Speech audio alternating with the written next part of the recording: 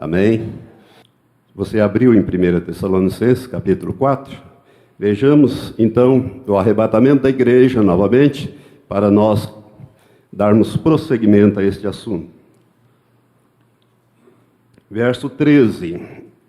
O apóstolo Paulo, pelo Espírito Santo, ele diz: não queremos, porém, irmãos, que sejais ignorantes acerca dos que já dormem, isto é, dos que já morreram, para que não vos entristeçais como os demais ou os outros que não têm esperança.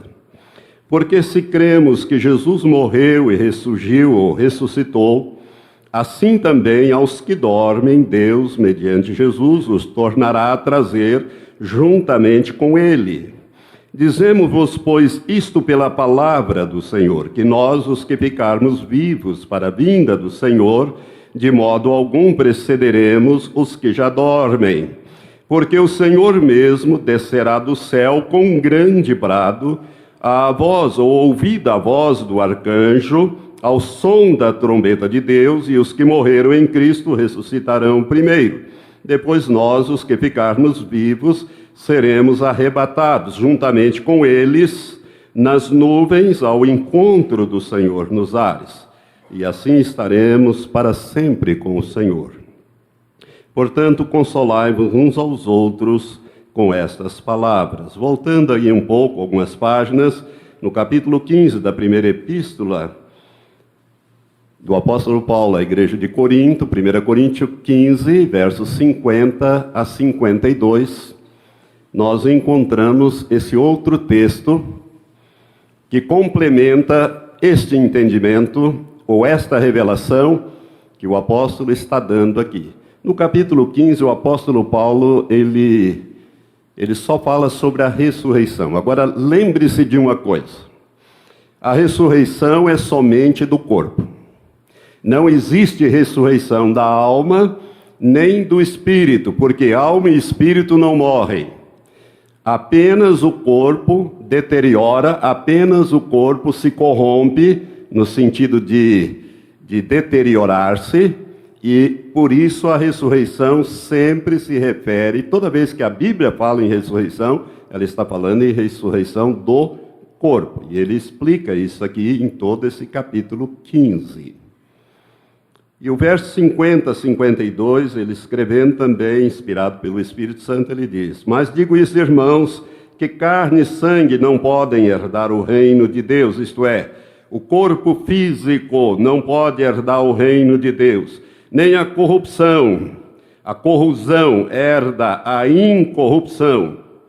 Eis aqui vos digo um mistério: nem todos dormiremos, isto é, nem todos morreremos, mas todos seremos transformados. Ele está escrevendo para a igreja de Corinto. No momento, num abrir e fechar de olhos, ao som da última trombeta, porque a trombeta soará e os mortos serão ressuscitados incorruptíveis, e nós seremos transformados. Amém?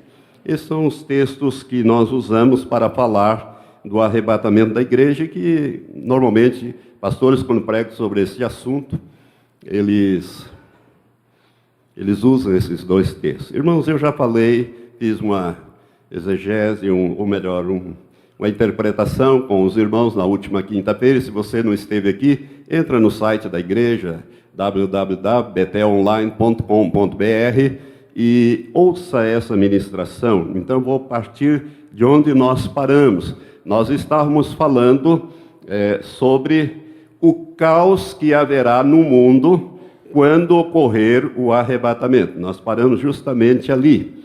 Eu estava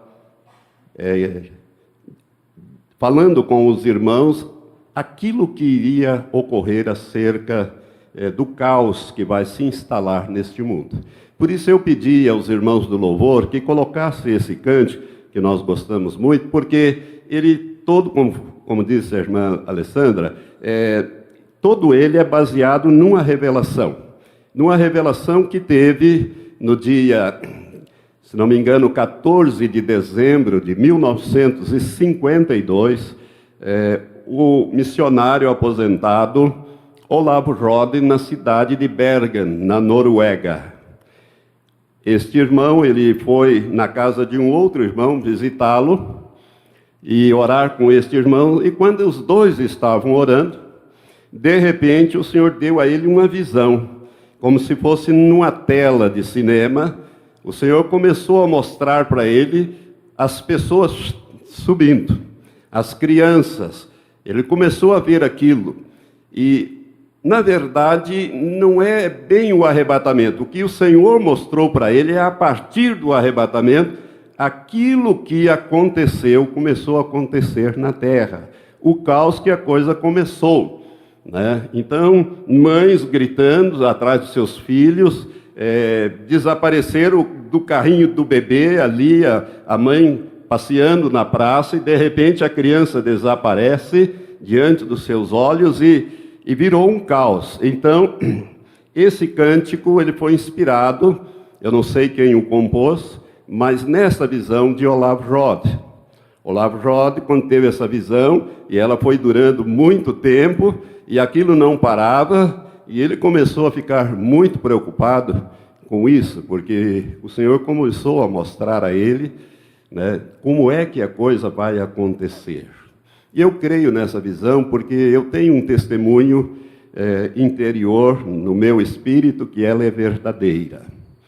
E ela tem muitos detalhes. Se você quiser ouvir esse relato, ele está na internet hoje, à disposição. Basta que você entre no Google, coloca lá, A Última Trombeta, e vai abrir e você vai poder ouvir. Foi dramatizada. Em 1952, a televisão estava incipiente, então se usava muito aquele estilo de novela de rádio. Então, foi dramatizada aqui na nossa língua, em português, por alguns irmãos cristãos, e está então gravado e é disponível. Mas o que acontecerá no mundo, irmão? Vai haver um caos total. Por quê? Nunca houve nem haverá um dia como esse, em que milhões de pessoas vão desaparecer instantaneamente da face da terra. Num lado da terra será dia, no outro será noite. Jesus falou sobre isso em Lucas capítulo 17, também no capítulo 24 de Mateus. Jesus fala que 2 estarão no campo, um será tomado, um será levado e o outro será deixado. 2 pessoas estarão numa cama dormindo, um será levado e outro será deixado. Eu não vou citar os textos, mas você pode ver, capítulo 17 de Lucas, capítulo 24 de Mateus, você vai encontrar esses relatos, né? De um lado será dia, do outro lado será noite. Se for 9 horas da manhã aqui, será 9 horas da noite, no Japão, na China, lá do outro lado da terra, né? Se for meia-noite aqui, será meio-dia lá, enfim, o fuso horário tem essas diferenças, mas a Bíblia diz que vai acontecer instantaneamente nos 2 hemisférios, no hemisfério norte e no hemisfério sul. E ele relata isto, né? Você pode imaginar uma freeway, uma rodovia, todo mundo ali com seus carros, caminhões, e aquele motorista de caminhão, de repente, o Senhor convoca e o caminhão continua andando e bate em outro caminhão, e vai ser aquela tragédia no mundo inteiro. O Senhor mostrou para ele os aviões, né? O piloto desaparece e o avião está no piloto automático, a hora que termina o combustível ele cai e espatifa no chão, né? Vai ser uma tragédia, uma confusão no mundo, a ponto das autoridades decretarem que as igrejas cristãs têm que fechar as portas, porque isso aconteceu por causa dos fanáticos, dos crentes fanáticos, e são eles os responsáveis. E, portanto, para que não repita-se isso, não vai ter mais culto. É isso que Deus mostrou, como consequência dessas coisas todas. E Deus mostrou também muitos pastores que ficaram, muita gente que ficou, muita gente que foi, muita gente que ficou, criança, maternidade, onde desapareceram todas as crianças. Você pode imaginar a confusão que isso vai virar no mundo inteiro? foi esse caos que Deus mostrou nesta visão ao Olaf Rod em 1952. Ele ficou muito perturbado com isso e disse: Senhor, se esta visão é tua, se o Senhor quer que eu escreva, torna a dar-me a visão. 2 semanas depois, às 10 horas da noite, veio a ele a visão novamente.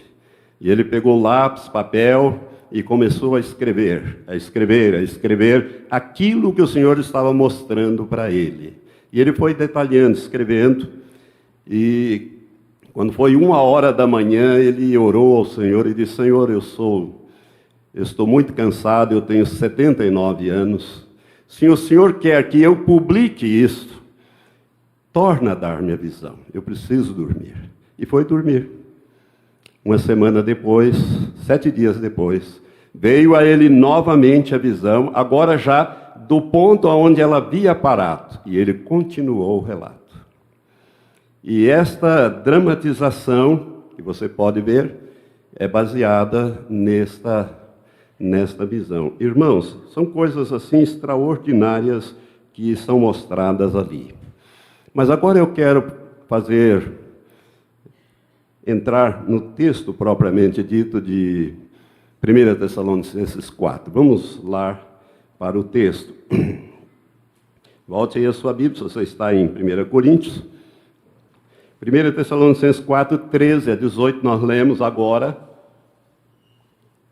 Esse texto diz: Não queremos, porém, irmãos, que sejais ignorantes acerca dos que já dormem, dos que já morreram, para que não vos entristeçais como os demais que não têm esperança. Porque se cremos que Jesus morreu e ressuscitou ou ressurgiu, assim também aos que dormem, Deus, mediante Jesus, os tornará a trazer juntamente com Ele. Dizemos-vos, pois, isso pela palavra do Senhor. É uma revelação que Paulo recebeu do próprio Senhor. Que nós, os que ficarmos vivos para a vinda do Senhor, de modo algum precederemos os que já dormem. Porque o Senhor mesmo descerá do céu com um grande grito, ou grande brado. Aqui nós temos 3 coisas que vão acontecer por ocasião do arrebatamento. Irmãos, vão participar do arrebatamento o apóstolo Paulo, os apóstolos, enfim, a igreja que está esperando este dia e que já partiu, já morreu, já está com o Senhor. E nós que estamos vivos aqui. Então, num dado momento, Deus vai dizer a Jesus para ele vir buscar a sua noiva. Para ele vir buscar a sua noiva. Jesus, então, vai convocar o espírito e alma daqueles que estão com ele, que vão participar do arrebatamento, e vão trazer estes com ele. Olha bem o que diz aqui, verso 14: porque cremos que Jesus morreu e ressuscitou também assim aos que dormem, Deus, mediante Jesus ou através de Jesus, os tornará a trazer juntamente com ele. Ou seja, esses que morreram, que estão no céu aguardando o arrebatamento, o último que acabou de morrer, desde o primeiro, que vai integrar o corpo de Cristo, a igreja, se ele morreu no Senhor, e se ele morreu santo e irrepreensível, eu vou mostrar isso, se ele morreu preparado, ele vai participar. Então, aquele que acabou de morrer, o corpo ainda está quente ainda, né? Aqui sendo velado, etc., desde o primeiro até o último que vão participar, Deus vai autorizar Jesus a trazer com ele, Jesus, o espírito e a alma desses, para quê? Para receber o seu corpo, para receber um corpo novo, porque aquele já foi deteriorado pelo tempo, né? Pela ação do tempo. Corrompeu-se, houve corrosão ali. Então, dizemos-vos, pois, isto pela palavra do Senhor, que nós, os que ficarmos vivos, para a vinda do Senhor, de modo algum iremos na frente, precederemos os que já dormem, os que já morreram, porque o Senhor mesmo descerá do céu com um grande brado. Esse brado aqui é a convocação da igreja. Chegou a hora dos mortos em Cristo ressuscitarem. Chegou a hora de você subir. Então vai haver um grande brado, grito, uma proclamação que o próprio Senhor Jesus vai fazer.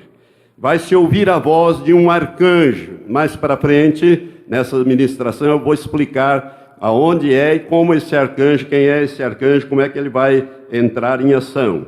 E vai soar a trombeta de Deus. Vai soar a trombeta de Deus. Paulo, no outro texto que nós lemos, de 1 Coríntios 15, explica que esta trombeta que vai soar é a última trombeta. É a última trombeta e ela vai soar, e essa trombeta vai convocar a igreja para o arrebatamento. Então, esses três eventos, o grito, ou a voz de comando do próprio Senhor Jesus Cristo, a ação de um arcanjo e o ressoar da trombeta de Deus, vai trazer então, vai desencadear esse acontecimento extraordinário que é o arrebatamento da igreja. E os que morreram em Cristo ressuscitarão primeiro. Depois nós, os que ficarmos vivos, seremos arrebatados juntamente com Ele nas nuvens ao encontro do Senhor, e assim estaremos para sempre com o Senhor. Irmãos, quando o Senhor Jesus vier arrebatar a igreja, Ele vai dar esse comando para que os mortos ressuscitem, e nessa ressurreição eles vão ressuscitar com corpos semelhantes ao que Jesus tinha quando ressuscitou. Veja bem, Jesus tinha um corpo, tinha uma aparência, mas esse corpo físico dele passou por toda aquela experiência. Era um corpo igual a nós, sujeito à enfermidade, sujeito a frio, sujeito à fome, sujeito à sede, né? Jesus disse, eu tenho sede. Jesus sofreu espancamento, ele sentiu dor, enfim, tudo que nós podemos passar no nosso corpo, Jesus teve também, porque ele tinha um corpo físico. Mas quando ele morreu, ao ressuscitar, Deus deu a ele um outro corpo. Já não era mais aquele corpo físico. Veja, um pouquinho para trás, volte algumas páginas aí, Filipenses, capítulo 3, nos diz com que corpo nós vamos ressuscitar. É um corpo de natureza espiritual glorificada, ou glorificado.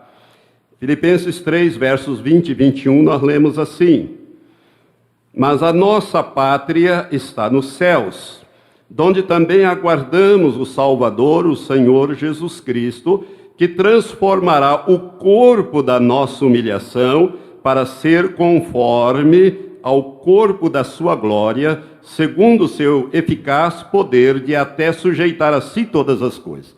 Então, essa revelação que também veio através do apóstolo Paulo, nos diz que, num dado momento, aqueles que morreram em Cristo vão ressuscitar primeiro e vão ter um corpo semelhante. Olha bem o que é essa expressão, que transformará o corpo da nossa humilhação, que é esse corpo físico, sujeito a limitações de tempo, de espaço, enfermidade, doença, morte, dor, tristeza, tanta coisa, né? É um corpo atômico, formado por átomos, né? O corpo da nossa humilhação para ser conforme ao corpo da sua glória. Essa palavra conforme significa que vai ter a semelhança, vai ser semelhante ao corpo dele, um corpo glorificado. Quando Jesus morreu, ele morreu no seu corpo físico, mas quando ele ressuscitou, aquele corpo dele era capaz de passar pelas paredes, era capaz de se deslocar no tempo e no espaço instantaneamente. É esse corpo, irmão, que nós precisamos para nos mover nas esferas celestiais. Por isso que carne e sangue não pode herdar o reino de Deus, não pode ir para o céu, porque carne e sangue não vai se mover nas esferas, tem limitação. Eu disse que se fosse o Enoque bíblico que iria voltar, ele já tinha morrido há muito tempo, porque tem milênios que ele foi para lá, e ele já teria morrido, assim como Elias também. Então não é nem o Enoque nem o Elias, aqueles que foram. Por isso, quando eu falei sobre as duas testemunhas, eu expliquei isso. Esse corpo que nós vamos, então, ressuscitar com ele, é um corpo semelhante ao que Jesus tinha. Volte um pouco aí, Lucas 24, só para você ter uma ideia do que nós estamos falando. No capítulo 24, Jesus ali, a partir do verso 13, ele vai com 2 discípulos que estavam indo para a aldeia de Emaús, e quando ele aceita o convite para entrar e comer com eles, no momento em que Jesus vai partir o pão, eles reconhecem Jesus. Eles não tinham reconhecido a Jesus. É interessante isso, porque Jesus está diferente. Eu não sei porquê, se foi por causa dos sofrimentos físicos, mas eu creio que não. Eu creio que ele já estava com seu corpo glorificado, então ele já não trazia mais aquelas marcas. Não obstante, ele tinha as marcas da crucificação, ele tinha. Por isso que quando ele partiu o pão, eles devem ter visto as marcas dos cravos, quando ele pegou o pão para partir. Mas Jesus desaparece na frente deles. Simplesmente desapareceu. E eles ficaram tão excitados com esse acontecimento que eles resolveram largar a refeição para lá e voltar naquela mesma hora aonde estavam os 12, ou os 11, né? Judas não estava ali, aonde eles estavam reunidos. E no verso 36 em diante nós lemos: enquanto ainda falavam nisso, o verso 35 diz: os 2 contaram o que acontecera no caminho e como lhe fizera conhecer no partir do pão. Verso 36, enquanto ainda falavam nisso, o próprio Senhor Jesus se apresentou no meio deles e disse: paz seja convosco. Mas eles, espantados e atemorizados, pensavam que viam algum espírito. Ele, porém, lhes disse: por que estáis perturbados?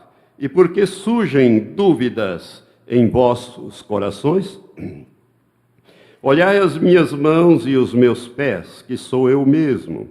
Apalpai-me e vede, porque um espírito não tem carne nem ossos, como percebeis que eu tenho.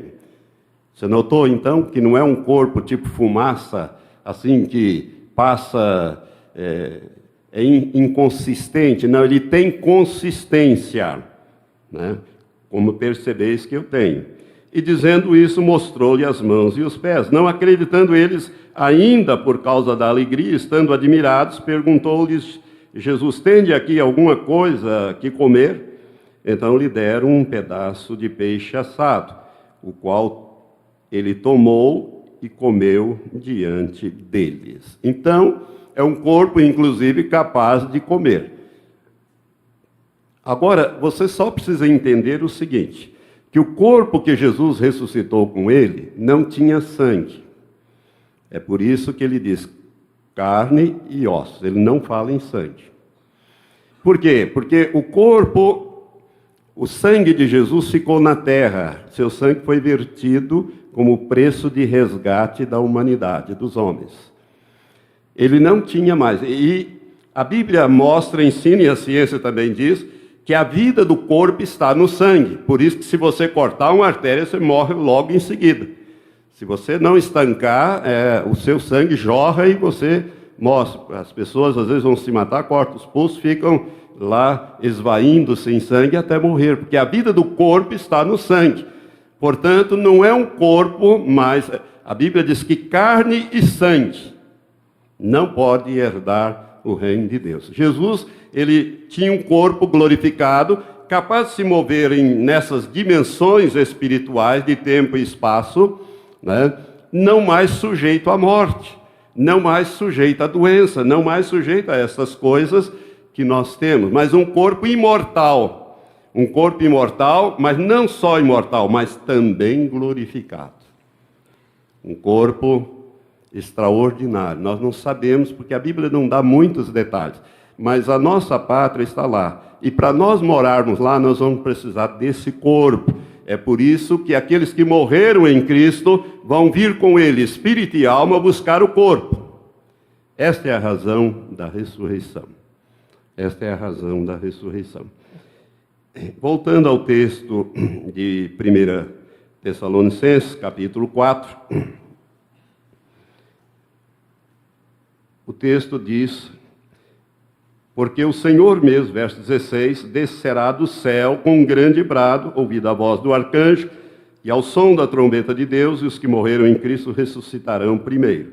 Depois nós, os que ficarmos vivos, seremos arrebatados, seremos arrancados. A palavra arrebatamento, como substantivo, ela não tem na Bíblia. Ela tem na forma verbal, flexão, do verbo arrebatar. Seremos arrebatados. Seremos arrancados. A palavra arrebatamento significa tirar com força ou violência, enlevar, elevar, rápido.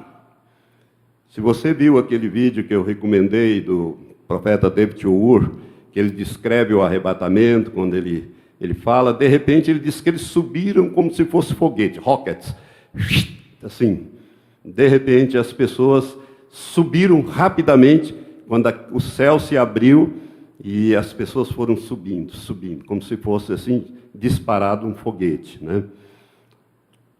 Arrebatar significa arrancar. É aquele momento, então, quando Jesus virá tirar a sua igreja desse caos, desse mundo, que está ficando cada vez pior. E se você observar, cada dia piora mais, cada dia fica mais confusa a terra, as pessoas se matam por qualquer razão, cortam o pescoço uns dos outros, está uma anarquia nesse mundo, uma loucura, né? A gente se sente cada dia mais inseguro, a violência aumentando cada vez mais. Então, irmãos, de repente o Senhor vai tirar a sua igreja dessa situação e vai levá-los. E vai tirar rapidamente, com força, né? Nós vamos ser transformados e, em seguida, elevados. Por isso que Paulo fala aqui: depois nós, os que ficarmos vivos, seremos arrebatados juntamente com ele nas nuvens, ao encontro do Senhor nos ares. Como eu expliquei na última quinta-feira, quando Jesus vier arrebatar a igreja, ele não virá à terra. Seus pés não tocarão a terra. Ninguém o verá. Assim também, as pessoas do mundo, elas vão perceber, mas não vão ver mais do que você simplesmente desaparecer da frente deles. Simplesmente você vai desaparecer. Por quê? Porque quando Jesus subiu, ele subiu lentamente, no caso ali, no Monte das Oliveiras, à vista de mais de 500 irmãos. Mas o pessoal de Jerusalém, e o Monte das Oliveiras está de frente, ninguém viu. Nenhum soldado viu, nenhum sacerdote viu. Só aqueles que estavam ali. Então o arrebatamento da igreja, mas vão ficar marcas desse desaparecimento. Por quê? Porque aquilo que você está fazendo vai ficar para trás. De repente você está dirigindo o seu carro e você desaparece e o seu carro continua andando. O avião, como foi mostrado, os trens. Você já pensou trens chocando um com os outros, patifando nas estações? Vai ser um caos terrível, né? Nas Forças Armadas, desaparecem, né? No meio empresarial, empregados, cuidando daquelas máquinas, de repente desaparecem as máquinas, ficam sem controle. Enfim, vai ser uma situação muito caótica, como nós falamos. E depois, os que ficarmos vivos, nós seremos arrebatados. A Bíblia fala, naquele texto que nós lemos, que será num momento a transformação. Num átomo, num momento, num abrir e fechar de olhos, nós seremos transformados. Receberemos o nosso corpo glorificado. Irmãos, não tem mais nenhum defeito. Seu corpo será perfeito. Seu corpo será perfeito, será imortal, será eterno, será um corpo glorificado. Daniel Ixuco, quando ele esteve lá naquela morte, é um milagre extraordinário, porque ele morreu naquele acidente, os anjos vieram, pegaram, levaram, e E foi mostrado a ele muitas coisas. E ele pensou que tinha passado entre a sua morte e a sua ressurreição 15 minutos, mas na verdade passaram 42 horas. Ele ficou morto 42 horas. Um milagre, porque levaram o corpo para o necrotério, o médico deu atestado, examinou, estava morto, e injetaram formol nas suas artérias. Quando ele restou, 15 dias depois, 2 semanas depois, ele ainda fedia formol. Porque o formol é muito forte para preservar o corpo, até que a família adquirisse as condições financeiras para preparar o corpo para sepultamento, como é o costume lá na Nigéria, né? Mas ele conta algumas dessas coisas, e ele conta que quando ele chegou lá, o anjo levou ele até o paraíso, e ali ele via aquela multidão de gente ali, adorando a Deus. E eles eram todos, não tinha distinção de raça, de cor. Olha bem o que ele fala. É uma experiência extra-bíblica, mas muito interessante, né? Eles não tinham distinção. As pessoas, elas tinham vestes resplandecentes. Elas resplandeciam, eram lindas. Ele pensou que fossem anjos. Aí o anjo que o guiava disse: não, esses são aqueles que nasceram de novo, viveram uma vida de santidade, se prepararam e estão aqui.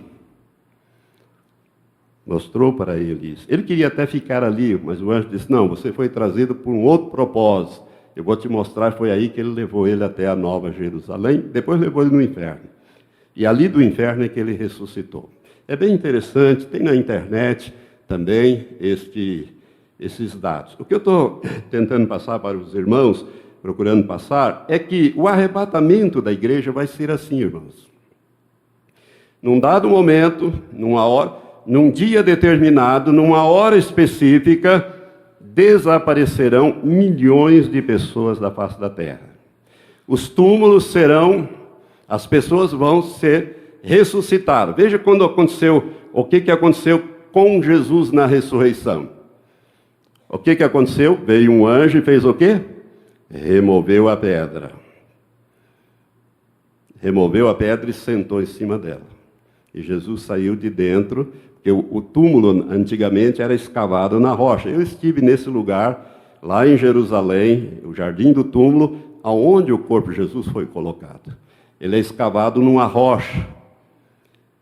O anjo removeu a pedra, sentou em cima dela, e Jesus ressuscitou ali.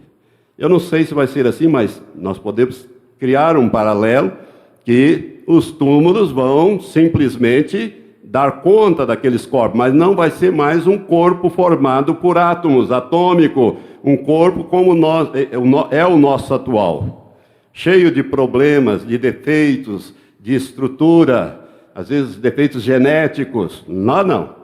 O corpo de Jesus ressurreto era perfeito, e nós vamos ter corpos perfeitos, vestimentas resplandecentes, e nós vamos viver para sempre na casa do Pai. Os que estiverem vivos serão transformados, instantaneamente transformados, e subiremos os 2 grupos a encontrar o Senhor nos ares, e assim estaremos para sempre com o Senhor. Amém? Você vai participar? Jesus vem para buscar os seus. Prepara-te em santidade. Por que nós temos que estar preparados? Abra sua Bíblia, eu quero encerrar essa parte lendo Mateus 24, 25. Na verdade, é o capítulo 25 que nós vamos ler de Mateus. Jesus, quando ele fala, irmãos, sobre o sermão profético, foi o último sermão que ele pregou, e ele pregou 2 dias antes de ser preso e crucificado. Para ilustrar toda a revelação que ele trouxe, ele contou 3 parábolas. Uma delas está no capítulo 24, do verso 45, até o final, que é a parábola dos 2 servos. Aqui está se falando dos 2 tipos de líderes que ele colocou sobre o seu povo para alimentar, preparar o seu povo. Tem dois tipos de líderes. Mas no capítulo 25, ele coloca mais duas parábolas, e uma delas refere-se à igreja. A parábola dos talentos, que é do verso 14 em diante, refere-se a pessoas, aos santos, às pessoas, aquilo que Deus deu para você, a capacidade que Ele te deu. Quem nasceu de novo, recebeu o Espírito Santo, tem pelo menos um talento. E esse talento aqui não é habilidade para fazer alguma coisa. Talentos são riquezas. É uma palavra, é um valor monetário. Um talento de ouro ou um talento de prata pesavam 49 quilos. Então, 49 quilos de ouro era um talento de ouro. 49 quilos de prata era um talento de prata. Então, aqui, cada um de nós recebemos pelo menos um talento. Ou seja, uma riqueza, um valor que Ele quer que nós negociemos para adquirir mais, né? Para depois prestarmos contas com Ele. Mas não é essa a parábola que eu quero. O que eu quero é a parábola das 10 virgens. No capítulo 25 diz assim: então o reino dos céus será semelhante a 10 virgens que, tomando as suas lâmpadas, saíram ao encontro do noivo. 5 delas eram insensatas e 5 prudentes. Ora, as insensatas, tomando as lâmpadas, não levaram azeite consigo. As prudentes, porém, levaram azeite em suas vasilhas, juntamente com as lâmpadas. E, tardando o noivo, cochilaram todas e dormiram. Mas à meia-noite ouviu-se um grito: eis o noivo, saí-lhe ao encontro. Então todas aquelas virgens se levantaram e prepararam as suas lâmpadas. E as insensatas disseram às prudentes: dai-nos do vosso azeite, porque as nossas lâmpadas estão se apagando. Mas as prudentes responderam: não, pois de certo não chegaria para nós e para vós. Ide antes aos que o vendem e comprai-o para vós. E tendo elas ido comprá-lo, chegou o noivo. E as que estavam preparadas entraram com ele para as bodas, e fechou-se a porta. Depois vieram também as outras virgens e disseram: Senhor, Senhor, abre-nos a porta. Ele, porém, respondeu: em verdade vos digo, não vos conheço. Vigiai, pois, porque não sabeis nem o dia e nem a hora. O que Jesus está falando aqui, irmãos, é o seguinte: nós não devemos nos apegar a detalhes da parábola. A parábola ele conta algo assim conhecido das pessoas, normal, cotidiano, para ensinar sobre princípios espirituais. E ele está dizendo aqui que aqueles que serão levados são aqueles que estiverem preparados. É o versículo 10. Para você participar, você tem que estar preparado. Veja bem, aqui a igreja é simbolizada por 10 virgens, ou seja, por um povo. Todos eles tinham azeite, todos eles tinham lâmpadas. Lâmpadas é luz, né? A luz era sustentada pelo azeite. E azeite é símbolo de quem? Do Espírito Santo. Todas elas tinham o Espírito Santo. Mas todas elas também saíram para esperar o noivo. Nós estamos esperando esse noivo há quase 2000 anos. Agora lembre-se que para Deus um dia é como 1000 anos e 1000 anos é como um dia. Portanto, faz 2 dias, no conceito de Deus de tempo, que nós estamos esperando a chegada desse noivo. 2000 anos. E a Bíblia diz que o tempo foi passando, elas cochilaram, todas dormiram. E nesse dormir veio o inimigo e semeou doutrina errada, semeou joio nesse campo. Enquanto isso, mas de repente, ouviu-se uma voz, um arauto dizendo: eis o noivo, chegou o noivo, meia-noite. Irmãos, esse é o tempo que nós estamos vivendo.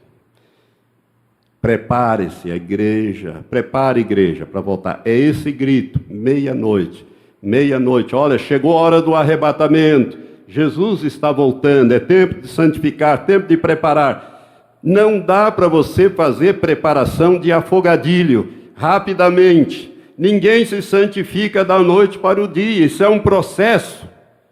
que começa com a nossa salvação e vai terminar no dia da nossa morte ou no dia do nosso arrebatamento. É um processo de limpeza, de aperfeiçoamento, de despojamento, de remoção de tudo aquilo que nos impede de termos uma íntima comunhão com Deus. O Espírito Santo está em nós exatamente para fazer essa limpeza, esse processo, a fim de que nós cada vez mais tenhamos o óleo do Espírito em nossa vida, que a nossa vida seja cheia do Espírito Santo.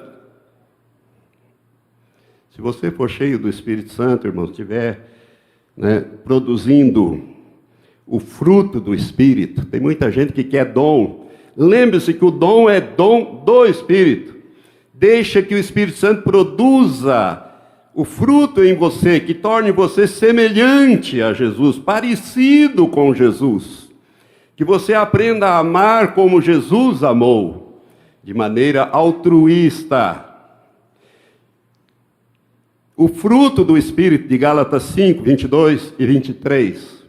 O crente precisa, por isso que Jesus fala em João 15, que aquele que está ligado à videira, mas que não se deixa limpar para produzir fruto, o Pai corta da videira.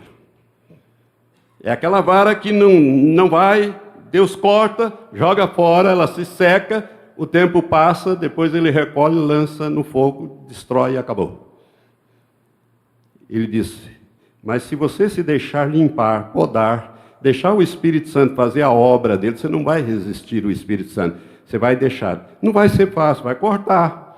Aquilo que você gosta tanto e que é algo errado, Deus vai falar. Deus vai trabalhar, por exemplo, com as mulheres na vestimenta, que é uma pedra de tropeço para as mulheres. Com os homens, dinheiro, posição, essas coisas todas que a gente tem falado tanto aqui, e não me cansarei de falar até o último dia, porque eu tenho que preparar vocês. Então, isto tudo, irmãos, santificação é um processo, que vai, cada dia mais você vai ficando parecido com Jesus. Isso é muito importante, é fundamental para você ser levado. Não importa se estiver dormindo, se importa se você estiver trabalhando, aonde você estiver, dirigindo, aonde você estiver. Chegou a hora, se você for participar do arrebatamento, o teu nome será chamado, você ouvirá a voz do Senhor, você ouvirá o som da trombeta e você vai ser convocado a subir e a encontrar o Senhor nos ares. Eu poderia ainda falar mais alguma coisa, mas eu quero bater muito nesse ponto. Irmãos, a santificação, ela é fundamental. A doutrina da santificação, ela é tão fundamental que o diabo ele faz tudo para você nem entender e nem se submeter a esse ensino. Ele sabe, o diabo conhece Deus, porque ele foi criado por Deus, como Lúcifer. E ele sabe que Deus é um Deus de palavra. Tudo que Deus fala, ele cumpre. E a Bíblia diz que sem a santificação, ninguém verá o Senhor.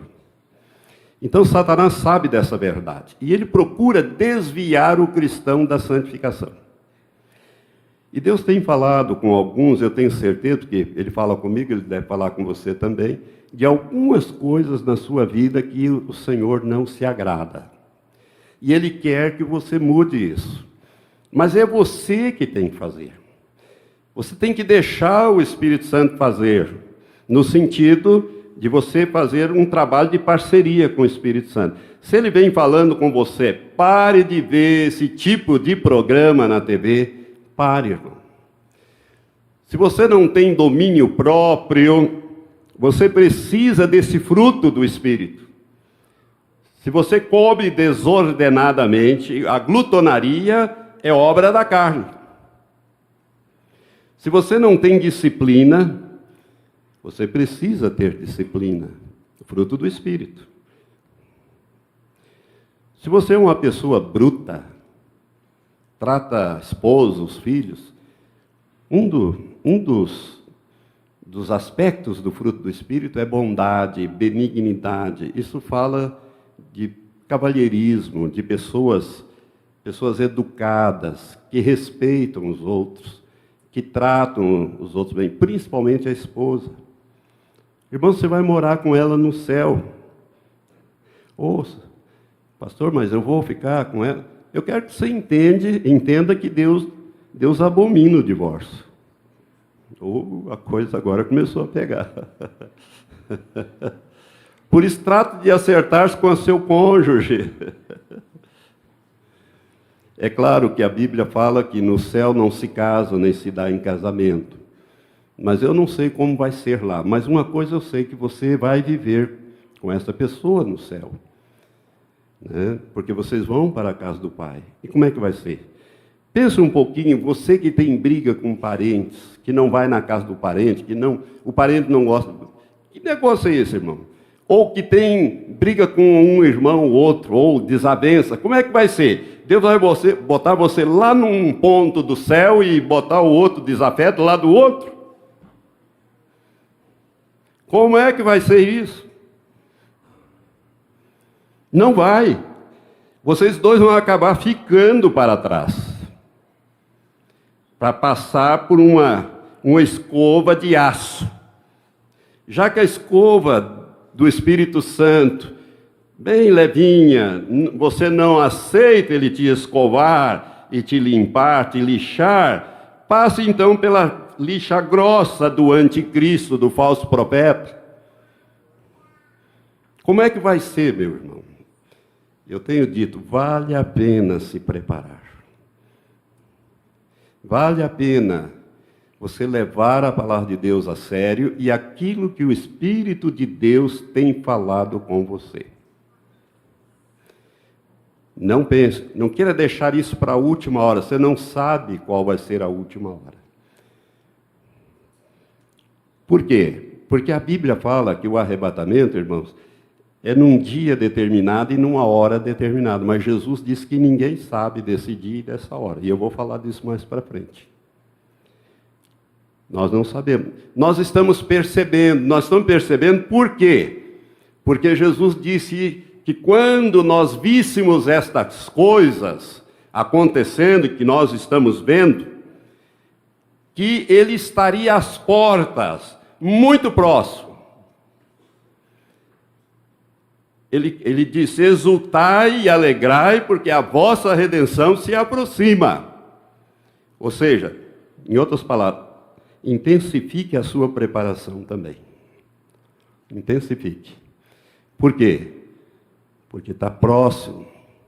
Nessa visão que Olavo Rode teve, e é muito importante, até incentivo você entrar na internet, no YouTube, e baixar isso, acho que é 40, 45 minutos que dura a narração. Tem um trecho lá, que eu cito sempre, em que ele descreve uma mulher que dizia mais ou menos assim, ele veio e eu não estava preparada. Foram as pequenas coisas que me impediram de subir. Eu não estava preparado. Foram as pequenas coisas. E Zacarias capítulo 4 diz, quem despreza, e justamente onde fala das duas testemunhas. No capítulo 4 de Zacarias, ele diz, quem despreza o dia das coisas pequenas? Irmãos, coisas pequenas podem deixar você para trás. Por isso, meu irmão, minha irmã, se você tem o Espírito Santo em você, ele fala com você. Eu estou aqui, os pastores, nós estamos tocando a trombeta e avisando, falando de algumas coisas, mas o Espírito de Deus está falando com você. Na quinta-feira passada, depois do culto, veio um rapaz aqui falar comigo. Ele disse, pastor, eu louvo a Deus por essa palavra. Ela me desviou de eu cair num pecado. E eu fico feliz, porque o Espírito Santo, ele pega a palavra e ele dá a aplicação diversificada. Às vezes a gente quer no rumo, mas o Espírito de Deus, ele faz uma aplicação individualizada para você. É por isso que Jesus diz: Ele vos guiará em toda a verdade. Essa palavra verdade pode ser traduzida também por realidade. Ele vai te guiar em toda a tua realidade, que é a tua verdade, a tua realidade. Ele está aí para isso. Então, não fique obstinado desobedecendo ao Espírito Santo. A Bíblia diz: não entristeçais o Espírito Santo, no qual fosse selado para o dia da redenção. E no outro texto diz: não extingais o Espírito. Há até um risco de você extinguir o Espírito, a vida do Espírito em você. Aí você perde a salvação. Aí você vai perder a salvação. O Espírito Santo, irmãos, ele é um cavalheiro. Ele não vai violar a tua vontade. Deus é cavalheiro. Deus é respeitador. Ele te deu o livre-arbítrio. Eu falei outro dia sobre o livre-arbítrio, acho que foi na segunda-feira, sobre a importância sobre o livre-arbítrio, quando eu toquei aqui. Deus não vai violar o nosso livre-arbítrio, mas Ele vai trabalhar conosco. E Ele está trabalhando. Lembre-se que o arrebatamento da igreja pode ser coletivo ou individual. Individual, se Deus te chamar essa noite, você foi arrebatado à presença dEle. Mas poderá ser coletivo se você participar desse dia glorioso, quando Ele parará nos ares e nós subiremos a encontrar o Senhor nos ares. Mas tem que estar preparado. E aquelas que estavam preparadas entraram com Ele nas bodas. As que não estavam preparadas, que foram buscar santificação depois, não conseguiram. Senhor, abre-nos. Passou o tempo. O arrebatamento é um ato único e é o mais glorioso da história da humanidade. Porque Deus vai interferir de uma certa forma na história do homem para tirar para fora aqueles preciosos que são dele. E vai dar a esses a vida eterna.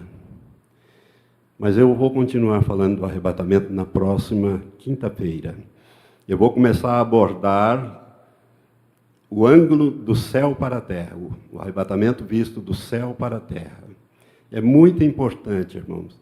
Eu vou durar ainda pelo menos 2 quintas-feiras, ou 3. Quintas-feiras ainda falando só sobre o arrebatamento. E agora eu vou apertar. Porque até agora eu tenho sido bem soft, bem leve, mas agora eu vou começar a apertar.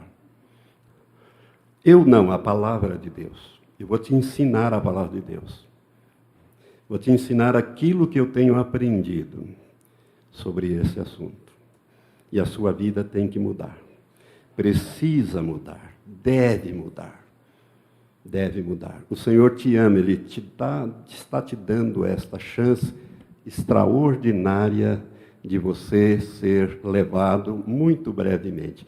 Como eu disse, eu creio que esta é a última geração, a geração que verá o arrebatamento da igreja. E é um privilégio, eu considero um privilégio participar dessa geração. É muito difícil, porque é aquela que vai ser mais difícil. Você vai ver na próxima quinta-feira, quando eu começar a entrar nesse assunto do arrebatamento do ângulo visto do céu. E talvez nessa quinta-feira eu comece já a falar daquilo que Deus me ensinou, o Espírito Santo me trouxe como uma revelação de expansão na próxima quinta-feira. Então eu quero convidar você a estar aqui. Agora, quero pedir que você feche os seus olhos. Enquanto você ora e intercede pela sua vida, eu quero dar uma oportunidade para aquelas pessoas que não nasceram de novo ainda, mas que querem entregar a sua vida a Jesus. Querem, pela fé, receber hoje o Senhor Jesus como seu Senhor e o seu Salvador. Se você nunca fez essa decisão, eu quero te dar essa oportunidade de você fazê-lo agora. Se você quer receber Jesus como seu Senhor e nascer na família de Deus hoje, e ter o seu nome escrito no livro da vida e se preparar para o arrebatamento, porque o arrebatamento começa com o novo nascimento. Se você quer tomar essa decisão, levante bem alto a sua mão, eu quero orar com você aqui na frente. Levante bem alto, se você nunca fez essa decisão. Se você já fez, não precisa fazer mais. Se ela foi sincera, está valendo. Há alguém entre nós? Mas que maravilha, ninguém. Eu não vou insistir, não. Pode parar de orar. Olha aqui para mim. Que maravilha. Todos aqui salvos. Todos nascidos de novo. Que maravilha. Fico feliz por isso, irmãos. É um privilégio ministrar para uma igreja salva. Então é só a preparação mesmo. É só você abandonar o pecado, deixar o pecado, se aproximar mais de Deus, viver uma vida que agrada a Deus, para o Senhor te levar. Amém? Vamos ficar em pé então?